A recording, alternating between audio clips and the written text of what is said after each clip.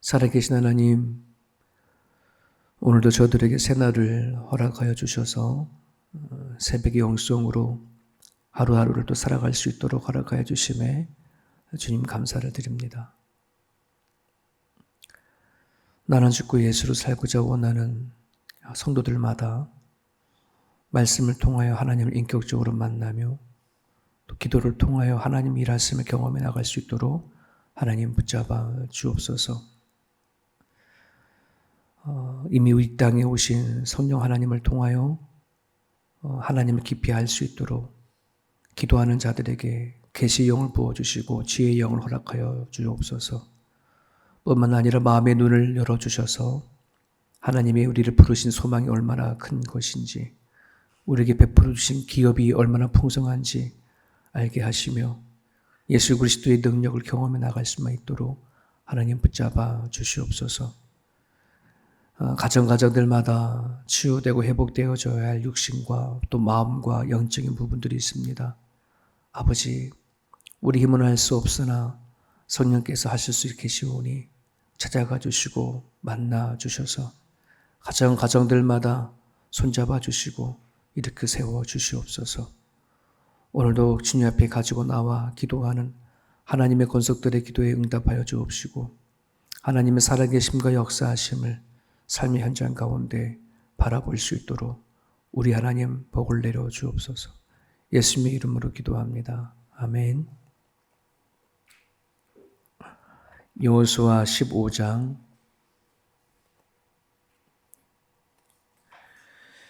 우리 어제 본문에 이어서 봅니다. 여호수아 15장 20절에서 63절까지입니다.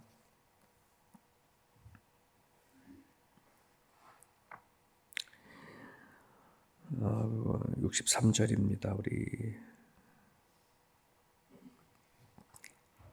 약 122개의 성읍들이 다 기록이 되어 있어서요. 우리 20절부터 32절까지만 읽겠습니다. 20절에서 32절까지 시작. 유다 자손의 지파가 그들의 가족대로 받은 기업은 이러하니라. 유다 자손의 지파의 남쪽 끝 에돔 경계에 접근한 성읍들은 갑스엘과 에델과 야굴과 기나와 디모나와 아다나와 게네스와 하솔과 이단과 십과 델렘과 보알롯과 하솔 하닷다와 기르뇨 하스론 곧 하솔과 아맘과 세마와 몰라다와 하살 갓다와 에수몬과 벤 베델과 하살 수알과 보엘세바와 부스요다와 바알라와 이임과 에셈과 에돌락과 그실과 골마와 시글락과 만나와와 산사나와 르바옥과 시림과 아인과 림문이니 모두 29성읍과 그 마을들이 있었으며까지. 63절 읽고요. 한번 더 읽을까요? 63절. 예루살렘 주민 여보스 족속을 유다 자손이 쫓아내지 못하였으므로 여보스 족속이 오늘까지 유다 자손과 함께 예루살렘에 거주하니라. 아멘. 오늘 이 본문은 유다 자손 지파가 기업으로 받은 성읍을 쭉 나열하고 있습니다. 21절에 보면 유다 자손의 지파의 남쪽 끝 에돔 경계에서 접근한 성읍들은 이렇게 얘기하는데요. 가나안의 남쪽 네게부 지역, 그 건조한 지역을 얘기를 하거든요. 건조한 지역 그쪽에 29성읍들을 쭉 얘기하고 있고, 그 다음에 33절에 보면 평지에 있는 지역에서의 성읍들, 그 다음에 산지에 있는 성읍들, 유다 광야 지역에 있는 성읍들, 이제 그 성읍들이 어떤 성읍들이냐 쭉 얘기를 해요. 매일 성경에는 이제 120여 개로 되어 있지만 정확하게 이제 122개로 되어져 있습니다. 근데 우리가 읽다 보니까 이게 다 세월을 보지 못했잖아요. 네, 다 세월을 보지 못했는데 거기 32절에 보면 르바옷과 시럼과 아인과 림몬인이 모두 29성읍 이렇게 하고 있는데 그 막상 그 앞에 기록되어 있는 거 하나씩 하나씩 꼼꼼히 세어보면은 29개가 아니라 36개예요. 36개 성읍인데 기록하기를 29성읍이다라고 되어 있어요. 이거 틀렸다. 이렇게 이제 숫자사고는 틀려요. 그런데 이 당시 고대 사회에서는 두 개의 마을이나 두 개의 성을 행정상 또 지리상 하나의 성읍으로 이렇게 간주를 했던 적이 있대요. 그래서 그걸 가지고 이렇게 보게 되어지면은 실질적으로는 36개로 기록되어 있지만 왜 29개라고 이렇게 했을까? 숫자상으로 틀렸다 이렇게 많은 이제 학자들이 기록을 잘못했다라고 하기도 하지만 또 그 당시의 역사의 기록을 보면은 이처럼 같은 지역에 있는 마을이거나 또 같은 지역에 있는 성읍을 하나의 큰 성읍으로 했을 수 있다라고 이제 그렇게 기록을 하고 있습니다. 근데 중요한 것은 뭐 숫자가 맞냐 안 맞냐, 122개냐 또는 120개냐 뭐 이런 문제가 아니고 다른 지파들도 다 이렇게 분배받았잖아요. 지역을 분배받았는데 근데 왜 굳이 유다 지파의 이 성읍들을 성경에서는 120개가 되어진 것을 다 기록하고 있냐 이 말이에요. 꼼꼼하게. 그래서 많은 학자들이 고민을 하겠죠. 왜 다른 지파들도 다 이렇게 성읍 몇 개 성읍을 차지하게 됐는지 기록해야지 왜 유다 지파만 이렇게 해놨냐. 여러분 12지파 중에 특별히 중요한 역할을 맡은 지파가 이제 유다 지파.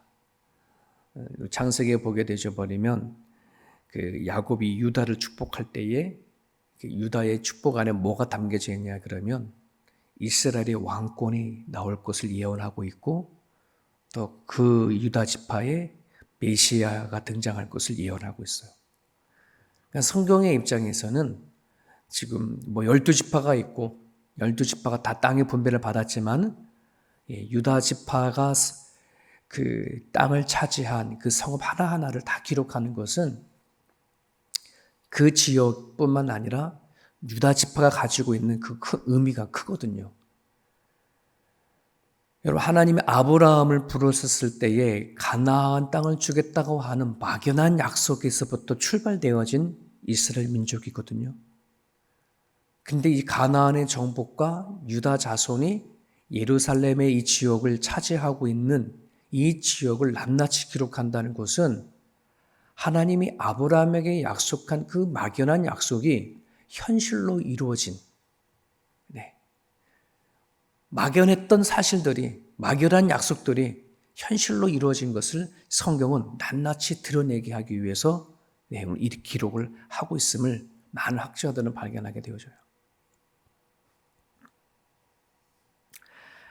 정치적으로나 또 영적으로나 또 상징적으로 유다 지파가 차지한 이 성읍들 하나하나는 되게 큰 의미가 있다라고 보는 거죠. 여러분 우리 빌립보서 4장 19절에 보면 이런 말씀이 있습니다. 너희의 모든 쓸 것을 그리스도 예수 안에서 하나님의 영광 가운데 그 풍성한 대로 채우시리라. 너희의 모든 쓸 것, 여기에 모든 쓸 것이라고 한다는 것은 물질적인 것 또는 정서적인 것, 영적인 필요, 그 모든 것을 다 품고 있는 거거든요. 그러니까 예수 그리스도 안에서 하나님의 영광 가운데 그를 채우시는 것, 이건 하나님의 예수 그리스도를 믿는 자들에 대한 약속이에요. 이 구약에서는 하나님께서 이스라엘 백성들에게 약속한 것을 하나도 놓치지 아니하고 이루어 가시는 하나님의 모습을 기록하고 있거든요.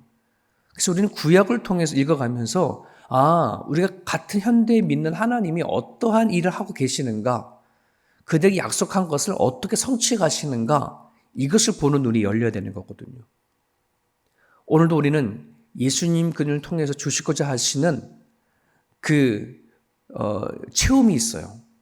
우리 부족함을 채우는 것이 있는데 우리가 영적으로 깨어있지 못하다 보니 우리가 구하는 것이 고작 물질적인 것만 구하는 것인데 여러분 성경 안에는 우리가 정말 이 땅에 살아갈 때 정말 필요한 정서적인 거든 영적인 것이든 채워주시는 것을 끊임없이 에게 약속하고 있어요. 잠언 3장 5절에도 너가 마음을 다 여호와를 신뢰하라. 네 명철을 의지하지 말라. 너를 범사에 그가 의지하면 내 길을 지도하시리라라고 하는 약속이 있고 이사야 41장 10절 내가 너와 함께 하리니 두려워하지 말라. 내가 널 도와준다는 약속이 있고 빌립보서 6장에 아무것도 염려하지 말아라. 기도해라. 내가 너의 생각과 마음을 지켜주신다. 여러분 이것뿐만 아니라 성경 안에는 하나님을 붙잡고 예수 그리스도를 믿는 그 믿음 안에 하나님이 우리에게 주시고자 하신 약속이 되게 많거든요. 근데 그 약속들이 추상적이거나 어떤 개념적인 것이 아니라 실질적으로 그 약속들을 이루어 가시는 하나님이 우리 가운데 존재한다는 겁니다. 근데 오늘 우리가 예수님 믿고 살아가는 삶의 현장에 보면 정말 가정들마다 염려와 근심과 걱정과 문제가 없는 가정이 없어요. 하나에서부터 열 끝까지. 네. 부하고 가난하고 배우고 안 배우고 환경이 좋고 안 좋고 다 떠나 가정들마다 기도 제목이 없는 가정이 없고 아픔과 힘겨움이 없는 가정들이 없거든요. 근데 우리 하나님은 그 모든 것을 채워주시겠다. 공급해 주시겠다. 네. 값없이 와서 먹고 마셔라라고 이렇게 오픈하고 계시거든요. 근데 과연 우리가 그 믿음을 받아들일 만한 믿음이 있는가 하는 겁니다. 히브리서 11장 1절에 믿음은 바라는 것들의 실상이요 보지 못하는 것들의 증거다. 이 얘기는 하나님이 약속한 것을 현실로 채워주신다고 한다는 것을 믿는 믿음이거든요. 근데 우리는 너무나도 여전히 연약한 믿음이 그 약속들을 현실로 바라보는 게 아니라 그냥 추상적으로 그러려니 그런 하나님이야 라고만 생각하고 살아갈 때가 참 많죠. 그건 성경에 나와 있는 그냥 기록되어 있는 성경의 말씀일 뿐이지 나와는 별 상관이 없어 라고 하는 그런 마음으로 살아가는 영혼들이 참 많아요. 그러니 하나님을 잘 안 찾는 거예요. 근심하면서도 안 참고요. 문제가 있으면서도 안 붙잡는 거예요. 그냥 현대적인 의학이나 또 나름대로의 여러 가지 방법을 찾고 자신의 노력과 자신의 방법과 자신의 경험과 자신의 지식으로만 뭔가 이 문제를 풀어나가려고 하지 하나님 앞에 가지고 나아가 엎드려 기도하고 간구하고 해결 앞에 보려고 하지 않는 게 얼마나 많은지 몰라요.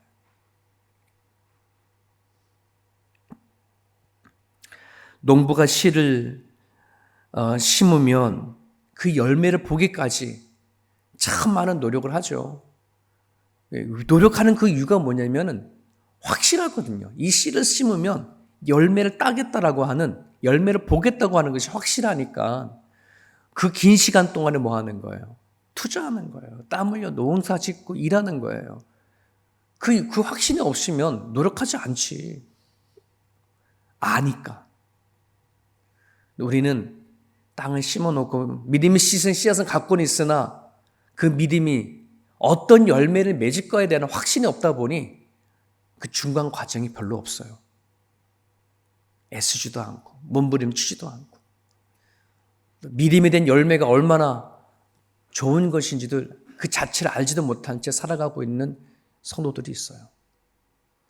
오늘 유다 자손들이 이 성읍 하나하나를 기록했을 때에 그들은 얼마나 감격스러울까. 이야, 조상 아브라함 때부터 주신다고 하셨던 그 땅을 오늘 이게 우리 거가 됐구나. 하나. 네, 이름을 기록해 놓는 것을 보면 그 현실을 여러분들이 누릴 수 있기를 소망합니다. 63절을 보면 근데 이게 하나님이 주시는 그 축복의 열매 가운데 복선이 하나 깔려져 있어요. 불안한 복선이에요.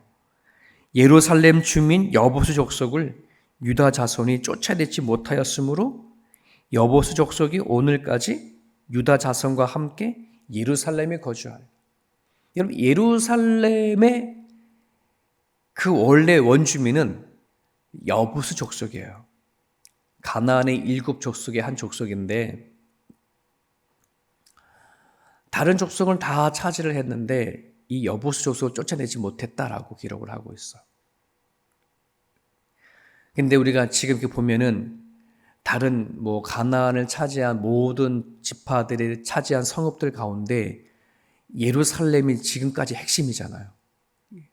이스라엘의 그 예루살렘 성이 지금도 여전히 중동 지역에는 핵심이고, 그리고 여전히 거기 안에 싸움과 분쟁과 이런 게 자꾸 종교적인 전쟁도 있고 족속들 간의 문제도 있고 막 이러잖아요. 예루살렘이. 이때부터 시작이 되지 않았나 이 생각이 듭니다. 그럼 여기 질문을 던져야 되겠죠. 왜 여부스 족속을 쫓아내지 못해서 그 예루살렘 안에 이 가나안 족속에 같이 살게 되어졌을까? 왜? 여러 이렇게 연구한 끝에 그 예루살렘의 그 자리가 되게 높은 고지에 있고 험준하고, 그리고 여부스 족속이 강하게 저항했더라고 하는 역사가 있거든요. 그런 거를 이야기를 하고 있는데, 근데 그건 잘 핑계가 되지가 않아요. 왜냐하면 여부스 그 예루살렘 지역보다도 더 험준한 지역도 다 싸워 점령했거든요. 여리고성을 하나님이 삥삥 돌게 하셔서 무너뜨리게 하셨던 분이 하나님이신데, 그것이 얼마나 험준하다 하더라도 믿음으로 했으면 다 차지했을 거예요. 여부스 족속이 아무리 강하고 또 강한 저항으로 대항했다 하더라도 아낙 자손만큼은 아니거든요. 근데 아낙 자손도 다 했어요? 전쟁에서 이겼거든요. 핑계는 거기가 있는 게 아니라 이스라엘 백성들이 자족함에 있었어요. 자족함. 스스로 만족하는 거. 이 정도면 됐어. 이 정도면 됐어. 굳이 이제 땅 분배가 다 되어졌고 또 이스라엘 민족들 차지할 만큼 다 차지했어. 이제는 뭐 하는 거예요? 이 전쟁을 끊고 싶은 거예요. 하나님의 명령 그게 아니었잖아요. 모든 족속을 다 남기지 말고 쫓아버려라. 왜? 하나님을 알거든요. 가나안 족속들이 그 뼛속까지 우상 숭배자였고 하나님을 거절했던 자인 것을 알았기 때문에. 근데 이스라엘 백성들에게는 그 하나님의 그 철저한 그 명령에 대한 것이 순종하는 데 걸림이 되는 것이 있었어요. 이게 하나님의 뜻이 아닌 내 뜻 안에서 만들어진 자족함이거든. 이것이 결국은 하나님의 말씀을 어기게 되어지고 또 여부스 족속을 쫓아내지 못함으로 인해서 시험거리가 되어진 일들이 만들어지는 거예요. 여러분, 우리가 신앙생활을 할 때도요, 그런 것이 있답니다. 하나님이 우리를 부르셔서 하나님의 뜻 가운데 우리를 쓰시고자 하시는 하나님의 음성보다는 그냥 내 스스로 만족하는 신앙이 있어요. 이 정도면 됐지. 이 정도면 하나님을 믿는 믿음, 다른 사람에 비하면 이 정도는 난 나름대로보다 잘 믿는 거야. 이 정도는 구원받는데 아무 문제가 없어. 내 스스로 내가 평가하고 판단하는 자족함이 있어요. 그건 내 생각인 거야. 하나님이 나를 부르시고 선택한 그 하나님의 기준을 내 기준으로 생각해서 신앙생활하는 사람들이 많거든요. 하나님은 오늘 우리들에게 온전한 순종을 원합니다. 온전한 뜻을 위해 살아가는 그 사람이 되어지기를 하나님은 원하는 거예요. 오늘 이 여보스 족속을 쫓아내지 못한 이 복선의 이 이야기가 사사기 가면 이렇게 기록되어 있습니다. 사사기 2장 21절에서 22절에 있는 말씀인데 읽어드릴게요. 나도 여호수아가 죽을 때에 남겨둔 이방 민족들을 다시는 그들 앞에서 하나도 쫓아내지 아니하리니 이는 이스라엘이 그들의 조상들이 지킨 것 같이 나 여호와의 도를 지켜 행하나 아니하나 그들을 시험하려 함이라 하시니라. 앞이 중요한 말이에요. 나도 여호수아가 죽을 때에 남겨둔 이방 민족들을, 이런 말이 있어요. 이거 잘못 읽으면 하나님께서 여부스 족속을 쫓아내지 못하게 했고, 그리고 여부스 족속을 통해서 이스라엘 백성들을 시험거리로 삼았어, 이렇게 우리는 하나님께서 그렇게 했다라고 말할 수 있는데 그게 아니에요. 하나님이 쫓아내지 않은 게 아니라 여호수아가 죽을 때 남겨둔 이방 민족. 하나님 여호수아에게 다 쫓아내라 했지만 남겨둔 족속. 결국 너네들이 쫓아내지 못한 여보수 족속이 너희로 하여금 시험거리가 되게끔 내가 내버려 둘 거야, 이 얘기예요. 결국은 이스라엘 백성들이 그때부터 지금까지 시험거리가 되는 게 예루살렘의 이 문제인 거잖아요. 여러분, 예수님께서 우리에게 기도를 가르쳐 주실 때에 시험에 빠지지 않기를 기도하라. 우리 늘 이렇게 지금 주기도들 하잖아요. 이 뜻은 자기 만족을까 타협하지 않기를, 하나님의 만족을 위해 살아가기를, 하나님의 뜻이 아닌 자기 뜻 안에 사는 것이 되어진다면 그것이 시험거리가 되죠. 그래서 우리가 시험에 빠지지 않기를 우리 기도한다는 말은 전적으로 하나님께 모든 걸 맡기는 거예요. 하나님의 뜻에 의하여 전적으로 순종하는 삶이 필요해요. 그러지 아니하면은 내 뜻대로 내 마음대로 살았던 그 삶의 모습들, 흔적들이 결국 나한테는 시험거리가 되어지고 어려움거리가 되어지는 부분들이 있거든요. 오늘 우리의 삶을 점검해 봤으면 좋겠어요. 내가 하나님의 약속을 알고 있고 또 하나님이 나의 주인이라고 고백하고 살아가면서 혹시 내가 하나님을 제한시키거나 내 뜻에 의해서 내 신앙의 삶을 조절하며 살아가지 않을까. 물론 그런 부분도 중요하지만 하나님은 우리를 부르시고 선택한 하나님의 사이즈는 한이 없어요. 끝이 없어요. 내가 하나님 앞에 드린 만큼, 내가 하나님 앞에 온전히 순종하는 만큼 하나님 우리를 쓰는 것이지. 나는 요만큼밖에 안 되니, 나는 이 정도밖에 안 되니 하나님 이 선에서 어떻게 해주세요라고 하는 그렇게 딜을 할 하나님이 아니라는 말이에요. 오늘 주신 말씀을 붙잡고 이 시간 여러분 기도하실 때에 하나님의 약속은 현실이 되어진다는 사실을 놓고 기도하십시오. 막연한 하나님의 약속이 되지 않기를 놓고 기도해 주시고, 하나님이 원하는 것보다 내 자신의 만족을 위해서 신앙생활을 하는 것이 되지 않기를, 그러면 시험거리가 되어지거든요. 하나님을 향한 온전한 섬김과 순종이 내 삶 가운데 있게 달라고 오늘 하루 또 기도하며 나갔으면 좋겠습니다.